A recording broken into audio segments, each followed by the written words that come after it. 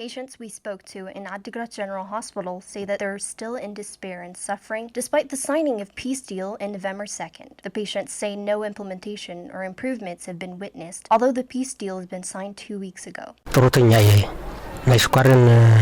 I am pensioner. I suffer from diabetes and hypertension. The peace agreement has been signed. That means that we should have received the required medical supplies, but we haven't got any. We are all suffering. A father we found at the hospital expresses his concern regarding his son who suffers from pneumonia but is unable to find any medication. My son suffers from pneumonia. He has been admitted to this hospital for 2 weeks now. He is subjected to this suffering because of lack of medication. There is no medication at all. He is facing a grave risk. The patients say that the peace deal is appearing questionable despite their desire for peace to be true and urge the Ethiopian government to implement the peace deal it signed. Everyone wants peace. We want peace and stability. So we urge the Ethiopian government to supply all the needed medication and food into Tigray. It has been more than 2 weeks since the peace agreement was signed, but we haven't seen any improvement to this day. This is making us question the peace deal and its implementation. The head nurse at the hospital, Abarash Fasai, explains the grave impacts and heavy losses that were caused due to lack of medication at the hospital.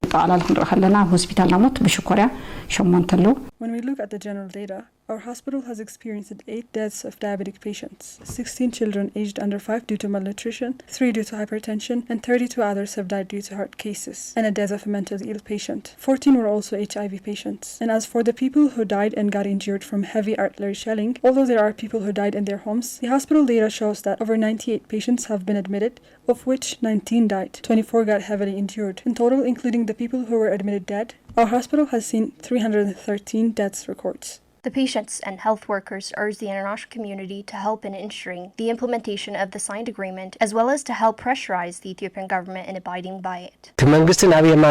I urge the international community to ensure the implementation of the peace agreement and pressure the Ethiopian government.